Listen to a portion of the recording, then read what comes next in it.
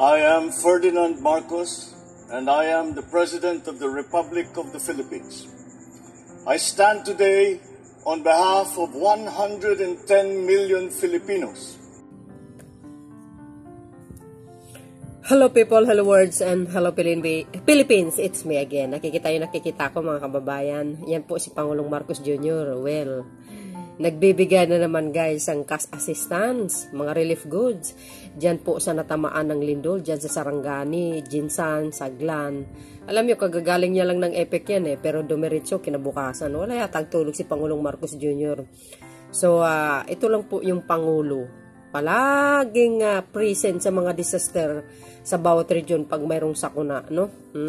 Tapos hindi yan pupunta doon guys na walang dala. Nakikita niyo yun sa likod.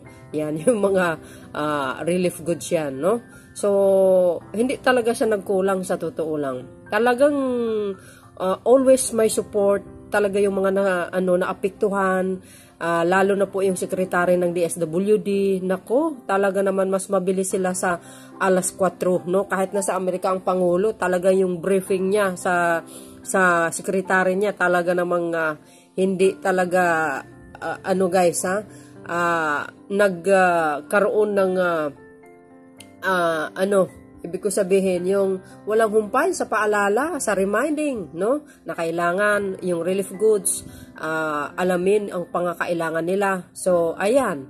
Nagpunta siya dyan, mga kababayan. Inalam niya po yung kanyang, ang mga apektadong mga lugar. Sos Mariusip, magbibitaw na naman ng gobyerno ng bilyon pesos para sa infrastruktura na papagawa, lalo na sa mga tulay, no? So, magaling ang Pangulo.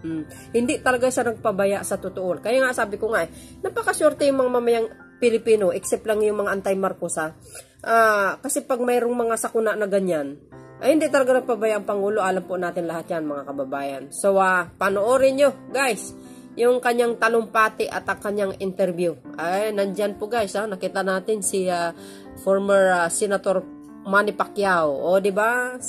Lahat, si DND nandyan.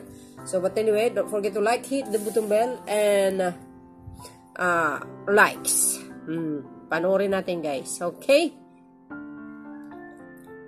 Hanggang maga, meron na naman palang aftershock.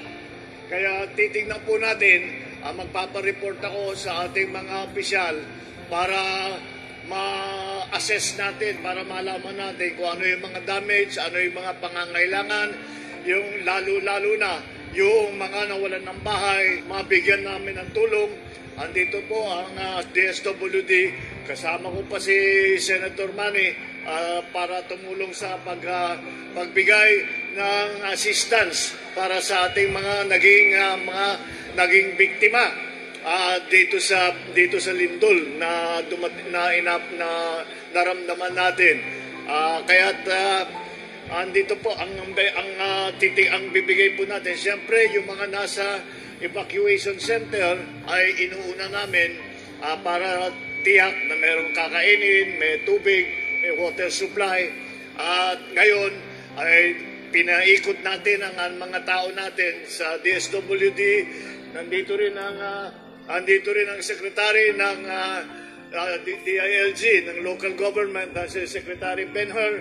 Andyan din si Secretary Manny ng DPWH para tignan yung mga nasirang kalsada, yung mga nasirang tulay, kung paano natin maipapaayos agad para yung pagdaloy ng ating mga vehicles, yung ating mga sasakyan ay maging maayos naman. At maiabot natin yung mga naging isolated areas para kahit sila ay makakatanggap ng tulong galing sa pamahalaan. Nandito rin po ang Secretary ng DND, ng National Defense, pero siya ang namumuno ng NDRMC, yung ating disaster relief na ahensya, para din titignan natin kung ano yung mga pangangailangan. Kaya hindi po kami aalis dito.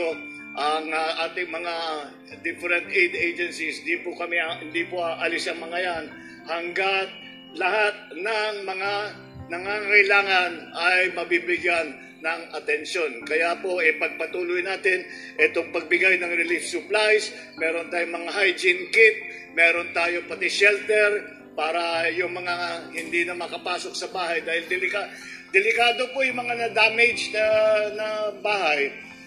Pag sinabi po